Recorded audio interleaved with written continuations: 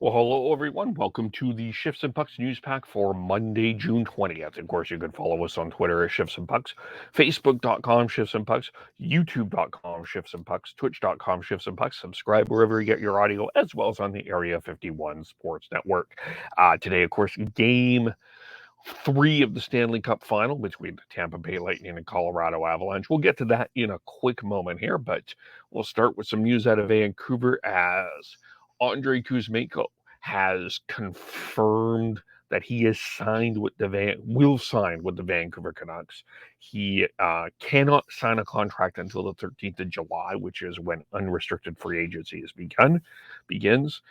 Kuzmenko was courted by a number of teams, including the Edmonton Oilers and some other teams, and he ultimately chose Vancouver. He was in Vancouver on the weekend. According to Rick Dolly, while he heard that that's where Kuzmenko was leaning, according to Chris Johnson, one NHL scout told him that he's big and strong on the puck, can protect low, not a lot of pace to his game, more of a half-ice player guy than a rush guy. He might be able to get some chemistry with higher skilled guys. And no risk signing, 1 year entry level, a considerable interest in the player. He'll be, of course, motivated to prove he can play in North America. So that is news out of Vancouver here, as that looks like that is going. Kuzmenko will sign with the Vancouver Canucks. Again, he cannot sign until the 13th officially, and they've got some details to work out. He's 26 years old. He 20 goals, 53 points in 45 games in the KHL last year. He's from Yakutsk, Russia. Andrei Kuzmenko will see where he fits in the Vancouver Canucks lineup. We'll talk about where he fits tomorrow's podcast as we bring in Sean, Tyler, and crew to discuss that. As we will also get into what will be 3 games of the playoffs, and certainly after Saturday's 7-0 Avalanche win over the Tampa Bay Lightning, it now looks like a mismatch for sure. Valerie Nikushin stepped in, had a huge game. Cale Makar with 2 goals late there to add to that. But the Avalanche have been completely dominant in this series. There's no other way to say it from their perspective. Darcy Kemper had a very easy night on the in net, and we'll have to. So a big game in Tampa Bay for sure. Here for Tampa Bay, a win. And you win to survive at least to prove here that you're still in this series.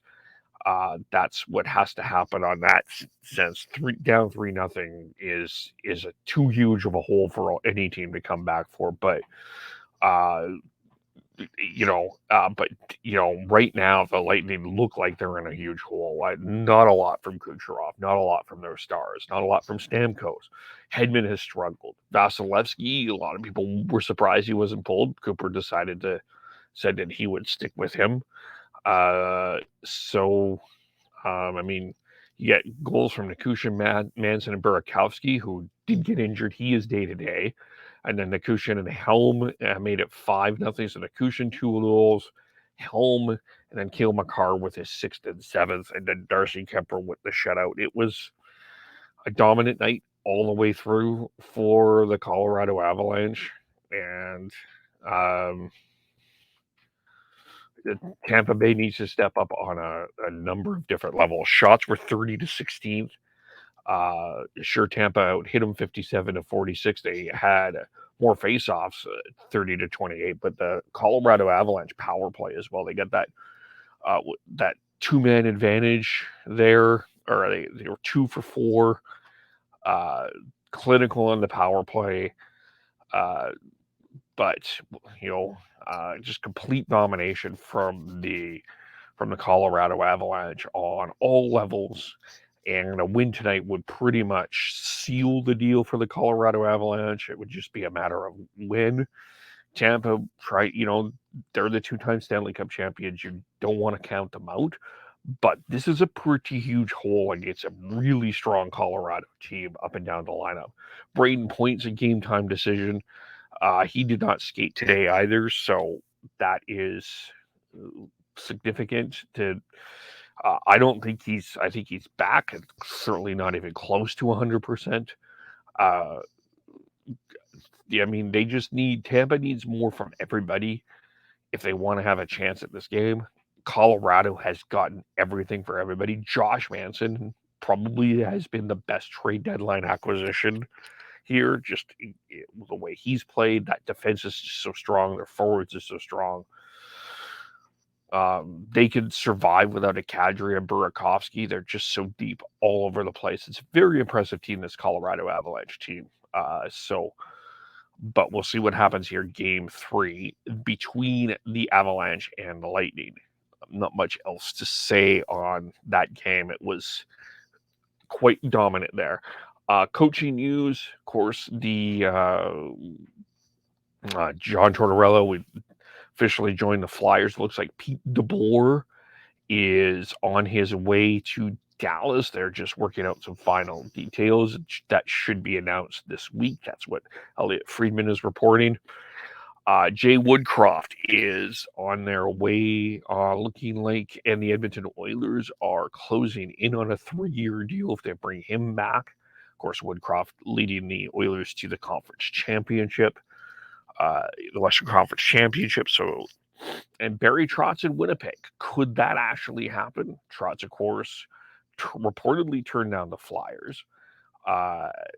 Not in Florida, although they are still interviewing people there. So they've completely mishandled that situation with Andrew Brunette and just all the interviews and everything that's come out there. So no news there. San Jose still looking for a general manager. Winnipeg and Barry Trotz is a possibility. We're still keeping an eye on that. So those are some of the latest in terms of coaching. For the first time since 2019, the Memorial Cup will be played, and that starts in St. John's. It will be the St. John Sea Dogs who begin tonight against the Hamilton Bulldogs, the OHL champions. Of course, the Sea Dogs bringing in, and haven't played since the middle of March, the middle of May, and so that game starts at 6 o'clock Eastern. Gardner McDougall, of course, making his coaching debut for the Sea Dogs. Of course, tomorrow the Shawinigan Cats take on the Edmonton Oil Kings. Oil Kings go back-to-back as the round robin goes from Monday to Saturday. Tiebreaker scheduled on Sunday, and then the semifinals Monday, and then the finals on Wednesday. A couple of interesting wrinkles that they're bringing into the Memorial Cup. 3-on-3 for the round robin overtime until there is a winner, and 3 points for a win. So they're doing a 3-2-1 system here as well. So so that's the other news here with that. So let's go through that part here. 20-minute periods for 3-on-3 until a winner is decided. There will be an intermission between the third and overtime, and each additional overtime period will be 15 minutes. No TV timeouts as well there, so they just will keep going. Teams will receive 3 points for a regulation win, 2 points for an overtime win, and then 1 point for an overtime loss. That's the other thing as well. So the Memorial Cup, we have some recaps and things going on. I did a recap on WHL on Area 51. Lots of previews going on. We also did a podcast on Area 51 Sports, as well as we have added coverage between the OHL and the QMJHL as well. So check that out as well.